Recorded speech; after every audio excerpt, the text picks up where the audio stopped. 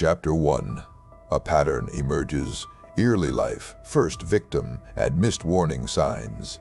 For investigators examining serial offenders, hindsight often reveals patterns that were invisible at the time crimes were unfolding.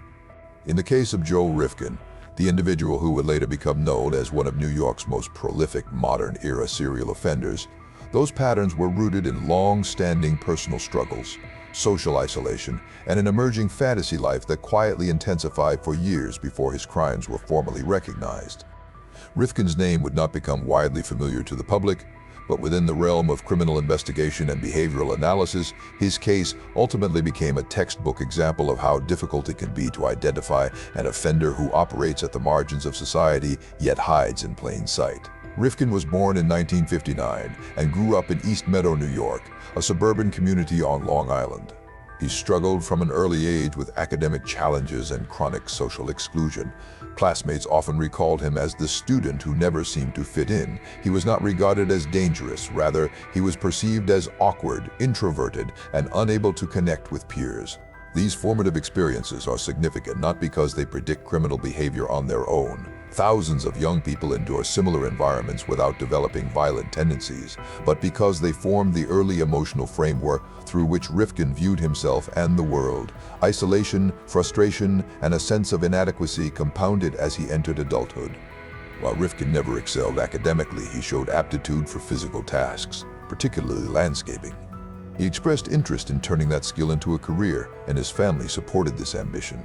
His mother even helped him purchase a 1978 van and trailer that would serve as the foundation for what he described as a budding landscaping business. For anyone looking at him from the outside, the explanation seemed reasonable. The trucks, the storage rentals, and the sporadic work assignments aligned with the life of a young tradesman trying to carve out a livelihood. But beneath this outwardly ordinary structure, his personal struggles were intensifying. By the late 1980s, Rifkin's internal world was shaped increasingly by violent fantasies, precursors that, if disclosed or observed, might have prompted intervention. Instead, they remained private, and in February of 1989, Rifkin crossed a line from fantasy to action. His first known victim, identified decades later as Heidi Balch, was a woman he encountered during a period when he frequented areas where vulnerable individuals, including sex workers, were commonly present. Many serial offenders select victims based on accessibility and perceived anonymity, and Rifkin's early choices fit this pattern. These victims were individuals whose disappearances often went unreported or uninvestigated, not because they lacked value, but because societal systems historically failed to prioritize the safety of people working at the margins. The 1989 homicide marked the inception of a pattern that investigators would only piece together years later. What complicated the discovery was not only the lack of immediate leads, but also Rifkin's deliberate dispersal of remains across several jurisdictions. Throughout that year, unidentified remains were found in separate locations in the tri-state area. Without identification, without a suspect, and without a clear connection between the sites, investigators were dealing with fragmented evidence that lacked context. It would take until 2013, 24 years later, for Balch's remains to be conclusively identified through forensic advancements. Until then, her disappearance hung in bureaucratic limbo. What stands out in retrospect is how effectively Rifkin concealed his activities behind the mundane veneer of a struggling tradesman. His mother believed wholeheartedly in his landscaping ambitions. He acquired not one but multiple vehicles, as well as storage space that he claimed was necessary for equipment. These spaces would later be revealed as central to his criminal operations, but at the time, they appeared to serve a legitimate commercial purpose. Cases like this underscore an important investigative reality. Offenders who blend their actions into routine life often evade early detection simply because nothing outwardly contradicts the narrative they present. During these formative years of his offending behavior, there were few moments, if any, that would have triggered law enforcement scrutiny.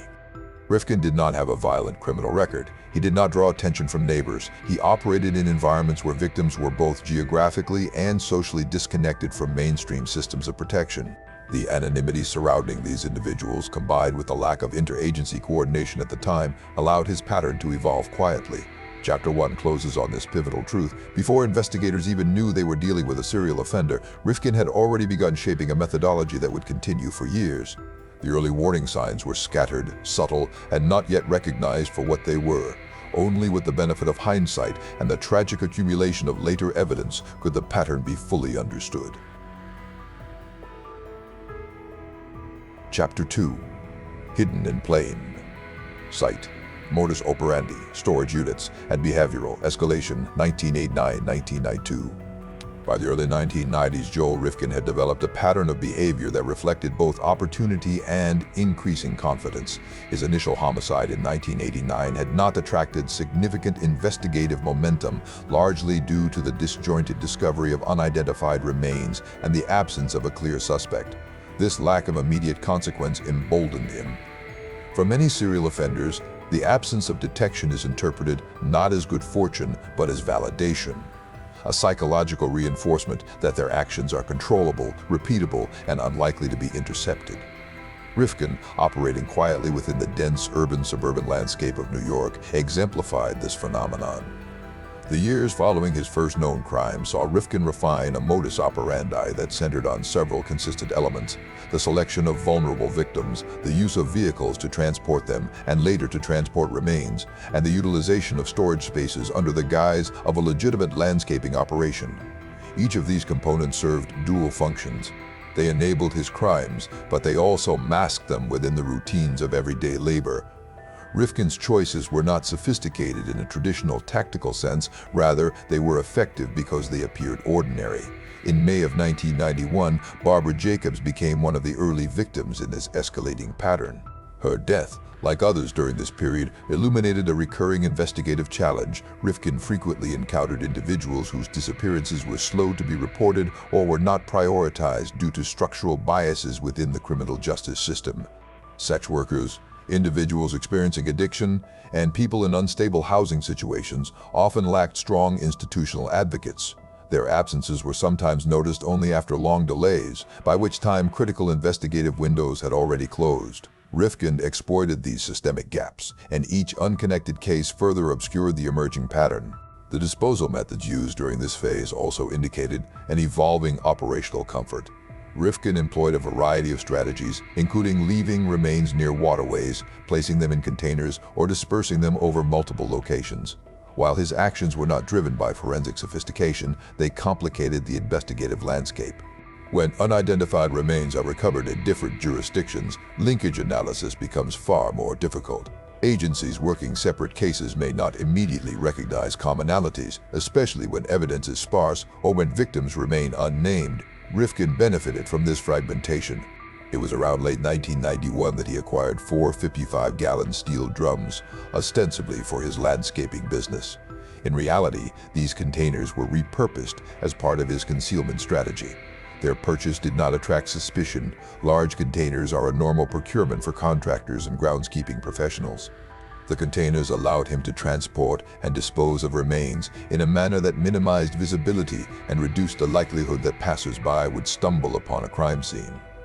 Several victims during this period were ultimately recovered from rivers, complicating both the timeline of their deaths and the investigative efforts to identify them. Rifkin's rented storage unit became increasingly central to his operations. It was both a staging ground and a repository. Investigators would later discover items belonging to multiple victims, kept not for sentimental reasons, but as trophies that reinforced his sense of control and recollection. In criminal psychology, the retention of items from victims is not uncommon among serial offenders. Such items serve as tangible reminders, enabling offenders to relive the event and sustain their internal fantasy life between crimes. This behavior, while illuminating in retrospect, remained invisible to authorities at the time. Each step Rifkin took during these years was shaped by an escalating detachment from the consequences of his actions. He maintained a quiet presence at home, continued to undertake small landscaping jobs, and moved about his community without drawing attention. His family saw him as an underperforming but harmless individual. Neighbors viewed him as an unremarkable local resident. This inconspicuousness is a hallmark of many serial offenders whose capacity to compartmentalize their public persona from their private actions enables them to continue offending for extended periods. Meanwhile, investigators across New York and the surrounding regions were dealing with a growing but unconnected array of missing person reports, unidentified remains, and partial evidence. Without the centralized databases or cross-jurisdictional tools available today, agencies were often limited in their ability to recognize serial patterns. It would take years and additional tragedies before the full scope of Rifkin's actions came into focus. By the end of 1992, Rifkin's pattern was not yet understood, but it was solidifying. He had developed routines that felt predictable to him, and he exhibited increasing confidence in his ability to evade detection. His operational methods had transitioned from tentative to habitual. Yet despite his certainty, the factors that would eventually unravel his years of offending were already quietly aligning. Small procedural details, routine patrols, and the vigilance of individuals whose observations would later prove invaluable. Chapter 3. The Final Murder and the Traffic. Stop That Broke the Case, 1993. By 1993, Joel Rifkin's pattern of offending had continued largely unchecked for several years. His ability to blend routine daily tasks with acts of extreme criminality allowed him to evade detection even as his behavior became increasingly bold. Yet, as is often the case in long-running serial investigations, the breakthrough did not come from a coordinated multi-agency operation or from forensic evidence developing faster than the crimes themselves. Instead, it emerged from a combination of witness vigilance, procedural policing, and an unplanned encounter, an intersection of small factors that would dismantle a years-long pattern of violence almost by accident. The final chapter of Rifkin's offending began with a woman named Tiffany Bresciani, a 22-year-old who was known within her community and to those who cared about her. Bresciani was in a relationship with Dave Rubenstein, co-founder of the influential New York punk band Reagan Youth. Their lives were complicated by financial strain and substance use, but those who knew them described a relationship marked by genuine concern. Rubenstein, in particular, made a point of watching out for Bresciani whenever she was working. He often waited for her to return after meeting with clients, committed to ensuring her safety in any way he could. On June 24, 1993, Bresciani left with a customer Rubenstein recognized, a man driving a Mazda pickup truck, someone he remembered having seen her interact with before. She told him she would return shortly, approximately 20 minutes. When that time passed with no sign of her, Rubenstein's concern escalated quickly. He contacted the police and provided a detailed description of the truck.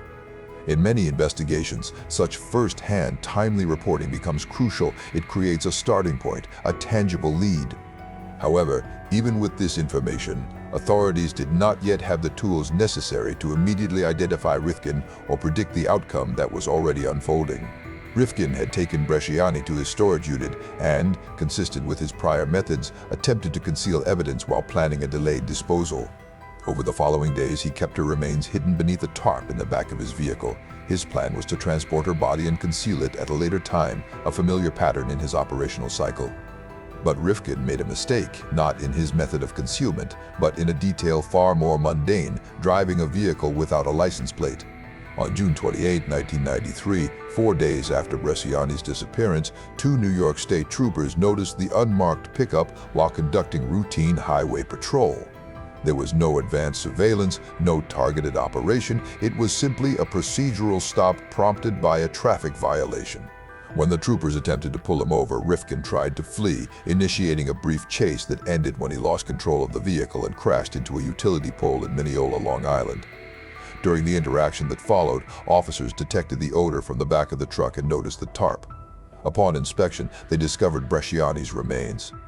The troopers had not been searching for a murder suspect that night. They had been enforcing traffic law. Yet their decision to conduct a routine stop resulted in the immediate unraveling of one of New York's most significant serial homicide cases. It is important to understand that this outcome, while seemingly accidental, is emblematic of how many serial offenders are ultimately apprehended. Investigators often emphasize the importance of community reporting, but equally critical is the role of frontline officers and their adherence to standard procedure. A broken taillight, an expired registration, a missing license plate. These small deviations from the norm frequently become the pressure points through which much larger criminal conduct is exposed. Once Rifkin was taken into custody, the investigation quickly expanded. Evidence recovered from his vehicle, his home, and his storage unit connected him not only to Bresciani's death, but to a series of other unsolved cases involving missing women across the region. Rifkin soon provided statements acknowledging responsibility for multiple homicides, though the exact number remains a subject of investigative discussion. While he was ultimately convicted of 9 murders, he is believed to have committed many more. For the families of the victims, the revelation was devastating yet clarifying. Communities and investigative teams that had struggled for years with scattered missing person cases finally had a focal point. The arrest also underscored a systemic reality. Patterns of violence can subsist for years when victims belong to marginalized populations and when investigative resources are distributed unevenly across jurisdictions. The aftermath of the arrest was turbulent for many connected to the case. In a tragic sequence of events, Rubenstein, who had identified Rifkin's vehicle and triggered the initial police alert, died by suicide just days after the discovery of Bresciani's body, compounded by the sudden death of his mother.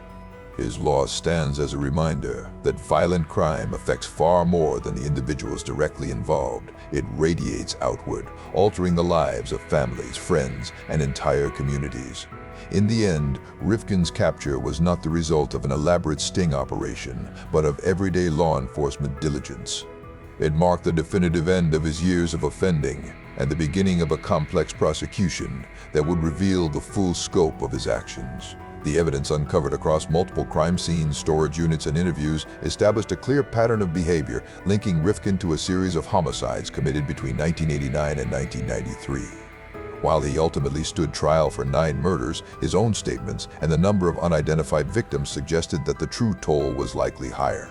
This discrepancy between confirmed and suspected victims is not uncommon in serial offender cases, where gaps in record keeping, delayed reporting, and forensic limitations leave certain cases unresolved.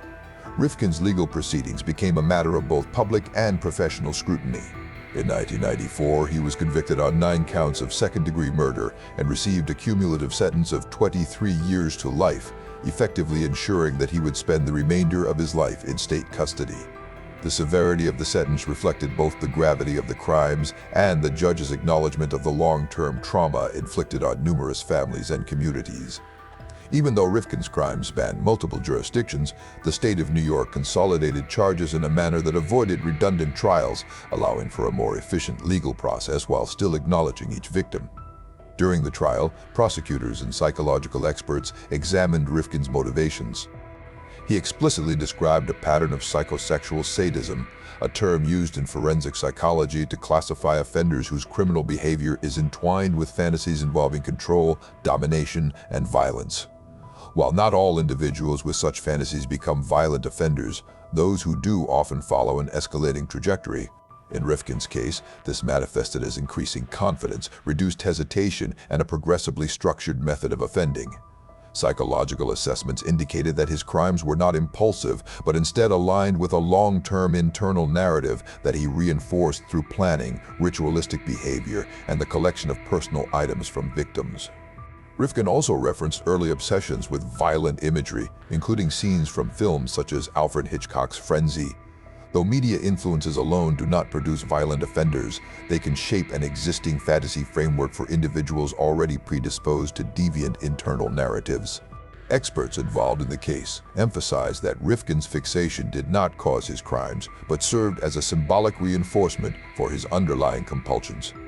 This distinction is critical for criminological analysis, as it highlights the broader psychological architecture behind serial offending, a combination of personal history, emotional maladjustment, isolation, and cognitive distortion. Once incarcerated, Rifkin's notoriety created additional challenges for the Department of Corrections. Due to concerns about his safety and the potential for conflict with other inmates, he spent more than 4 years in solitary confinement during the early stages of his imprisonment. This decision prompted legal debate, as prolonged isolation has been the subject of increasing scrutiny from human rights organizations and psychological experts. Rifkin eventually filed a lawsuit against the state, alleging that the conditions of his confinement were unnecessarily severe.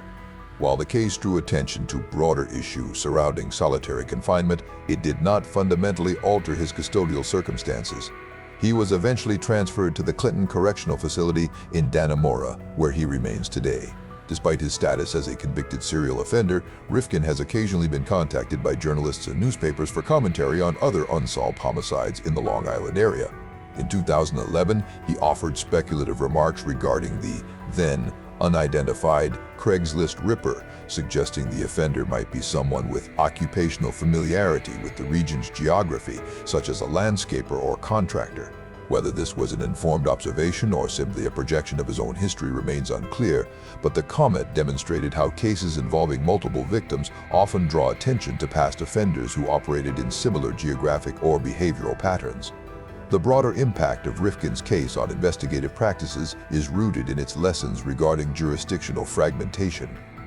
During the late 1980s and early 1990s, law enforcement agencies often operated with limited information sharing structures, making it difficult to connect missing person reports to unidentified remains across county or state lines. Rifkin's activities exploited these gaps, underscoring the need for centralized databases, improved forensic coordination, and cross-agency communication. Many of the systemic advances now considered standard, such as expanded DNA indexing, missing persons databases, and interagency task forces, were accelerated in part by the shortcomings revealed through cases like his. Rifkin's crimes also contributed to broader public discussions about the protection of vulnerable populations. Many of his victims were women engaged in sex work or grappling with instability, making them disproportionately exposed to predatory individuals.